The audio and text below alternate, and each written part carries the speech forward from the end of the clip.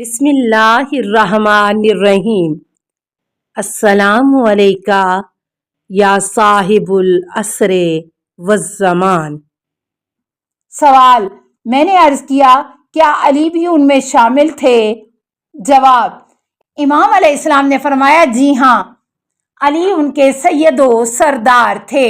سوال: جابر کہتے ہیں کہ میں نے امام محمد باقر علیہ السلام سے اس آیت کریمہ کے متعلق پوچھا، وَوَالِدٍ وَمَا وَلَدَ، اور مجھے قسم ہے باپ اور بیٹے کی۔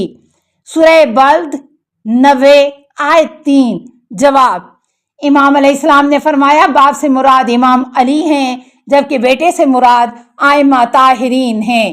سوال: ابان بن تغلب کہتے ہیں کہ میں نے امام محمد باقر علیہ السلام سے اس آیت کریمہ کی تفسیر پوچھی، ضُرِبَتْ عَلَیْہِمُ الذِّلَّةُ أَیْنَمَا ثُقِفُوا إِلَّا بِحَبْلٍ مِّنَ اللہِ وَحَبْلٍ، وہ جہاں بھی ہوں ان پر ذلت کی مہر ہو سوائے اللہ کی رسی کے اور لوگوں کی رسی کے۔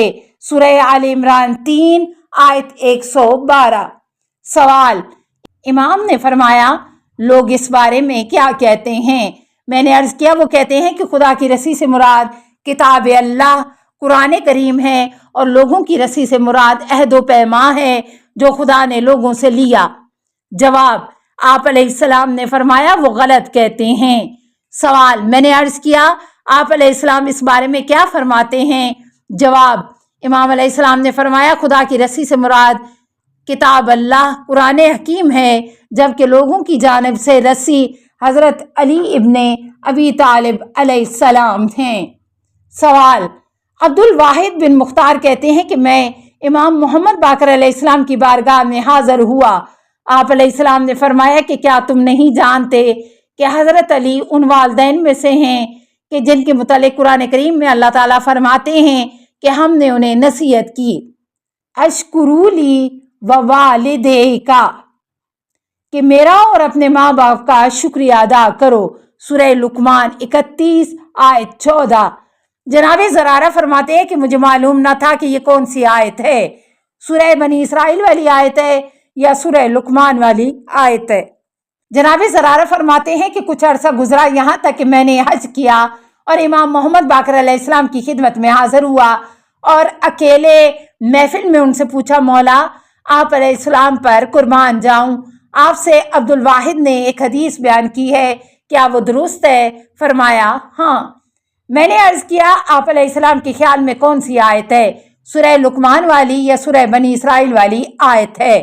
آپ علیہ السلام نے ارشاد فرمایا وہ آیت کریمہ جو سورہ لقمان میں ہے۔ سرکار علامہ مجلسی اس حدیث شریف کے ذیل میں فرماتے ہیں شاید جناب زرارہ نے شک و تردید کے سبب یہ خدشہ کیا، کہیں راوی نے اپنی جانب سے کوئی اضافہ تو نہیں کیا۔ سوال: احمد بن محمد کہتے ہیں کہ میں نے امام محمد باقر علیہ السلام سے پوچھا قربان جاؤں، شیعہ اس آیت کریمہ کی تفسیر پوچھتے ہیں کہ اما یتساءلون عن النبأ العظیم، وہ کس چیز کے متعلق ایک دوسرے سے پوچھتے ہیں؟ ایک اہم اور عظیم خبر کے متعلق۔ سورہ نبا 78 آیت 1 تا 2۔ جواب: امام علیہ السلام نے ارشاد فرمایا اس کا جواب میرے پاس ہے، اگر چاہوں تو انہیں مطلع کر سکتا ہوں اور چاہوں تو نہ بتاؤں، لیکن میں آپ کو اس کی تفسیر بتاتا ہوں۔ سوال: میں نے عرض کیا وہ کس چیز کے متعلق ایک دوسرے سے پوچھتے ہیں؟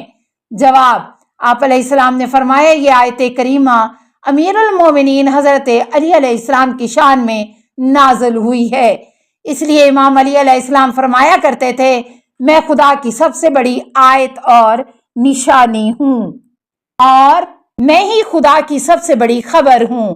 بے تحقیق سابقہ امتوں پر میری ولایت پیش کی گئی جنہوں نے اسے قبول نہ کیا۔ سوال: راوی نے امام سے عرض کیا کہ یہ آیت کریمہ قل ھو نبأ عظیم انتم عنہ معرضون، کہہ دو کہ وہ عظیم خبر ہے کہ جس سے تم روگرداں ہو۔ سورہ سعد 38 آیت 67 تا 68۔ جواب: امام علیہ السلام نے فرمایا خدا کی قسم اس سے مراد امیر المومنین علی علیہ السلام ہی ہیں۔ سوال: حضرت عوان بن تغلب کہتے ہیں کہ میں نے امام محمد باقر علیہ السلام سے مذکورہ آیت کریمہ کے متعلق پوچھا۔ جواب: امام علیہ السلام نے فرمایا، بڑی خبر سے مراد علی علیہ السلام ہیں، کیونکہ رسول اللہ صلی اللہ علیہ وسلم کی ذات میں تو اختلاف نہیں ہے۔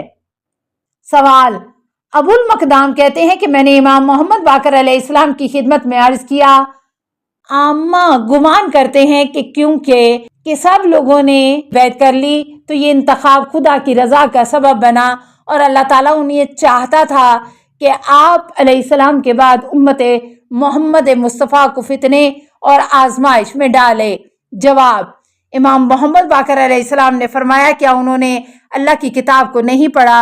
کیونکہ قرآن کریم میں ارشاد خدا بندی ہے، وَمَا مُحَمَّدٌ إِلَّا رَسُولٌ قَدْ خَلَتْ مِن قَبْلِهِ الرُّسُلُ أَفَإِن مَاتَ أَوْ قُتِلَ انقلبتم علی عقبیکم۔ محمد فقط اللہ کے رسول ہیں، آپ سے پہلے بھی رسول آئے، کیا اگر وہ فوت ہو جائے یا قتل کیا جائے تو تم واپس پلٹ جاؤ گے؟ سورہ آل عمران 3 آیت نمبر 144۔ میں نے عرض کیا، وہ اس آیت کریمہ کے دوسرے انداز سے تفسیر کرتے ہیں۔ امام علیہ السلام نے فرمایا، کیا ایسا نہیں ہے کہ اللہ تعالیٰ نے آپ سے پہلے کی امتوں کے حالات میں بیان کیا ہے کہ وہ واضح دلیلیں آنے کے باوجود اختلاف کا شکار ہو گئے، جیسا کہ ارشاد خداوندی ہے، وَآتَيْنَا عِیسَیٰ ابْنَ مَرْیَمَ الْبَیِّنَاتِ وَأَیَّدْنَاہُ بِرُوحٍ فَمِنْہُم مَّنْ آمَنَ وَمِنْہُم مَّنْ کَفَرَ۔ اور ہم نے مریم کے بیٹے عیسیٰ کو واضح نشانیاں دیں اور روح القدس کے ذریعے ان کی حمایت کی، تو ان میں سے بعض ایمان لے آئے اور بعض کافر ہو گئے۔ سورہ البقرہ 2 آیت 253۔ یہ آیت کریمہ اس بات پر بہترین دلیل ہے کہ اصحاب محمد صلی اللہ علیہ وسلم بھی آپ صلی اللہ علیہ وسلم کے بعد اختلافات کا شکار ہو گئے، تو ان میں سے بعض ایمان لائے اور بعض نے انکار کیا۔ علامہ مجلسی امام علیہ السلام کے فرمان کی وضاحت میں کہتے ہیں کہ آیت کریمہ یوں ہے کہ ہم نے بعض رسولوں کو بعض پر فضیلت عطا کی، ان میں سے بعض کے ساتھ خدا نے گفتگو کی اور بعض کو بلند مرتبہ عطا کیا، اور ہم نے مریم کے بیٹے عیسیٰ علیہ السلام کو واضح نشانیاں دیں اور ہم نے روح قدس کے ذریعے ان کی مدد کی۔ ان کی یہ عظمت و بلندی امت میں اختلاف میں رکاوٹ نہ بنی، اور اگر خدا چاہتا تو جو ان کے بعد آئے اتنی واضح نشانیوں کے باوجود جنگ و جدال نہ کرتے، مگر یہ امتیں تھیں جنہوں نے آپس میں اختلاف کیا، تو ان میں سے بعض ایمان لے آئے اور بعض نے کفر اختیار کیا، اور اگر خدا چاہتا تو وہ آپس میں جھگڑا نہ کرتے، لیکن خدا جو چاہتا ہے اپنی حکمت سے انجام دیتا ہے۔ اس آیت کریمہ سے استدلال کے 2 راستے ہیں۔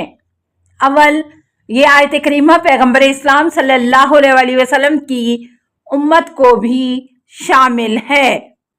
دوم، وہ متواتر احادیث جو رسول اکرم صلی اللہ علیہ وسلم سے ہم تک پہنچی ہیں، اور جو کچھ سابقہ امتوں نے کیا وہی کام یہ امت بھی انجام دے گی۔ یہ احتمال بھی ہے کہ امام کا مقصد یہ ہو کہ آپ علیہ السلام اس انحراف کے امت محمد صلی اللہ علیہ وسلم کے وقوع بعید ہونے کو دفع کر رہے ہیں۔ السلام علیکہ یا صاحب العصر والزمان، الامان الامان الامان من فتن الزمان۔ السلام علیکہ یا خلیفۃ الرحمن، السلام علیکہ یا امام الانس والجان، السلام علیکہ یا مظہر الایمان، السلام علیکہ یا شریک القرآن، السلام علیکہ یا قاطع البرہان، السلام علیکہ یا امام زماننا ھذا اجل اللہ فرجک وسہل اللہ مخرجک وظہور کا السلام علیکہ ورحمۃ اللہ۔ اللہم صلی علی محمد و آل محمد۔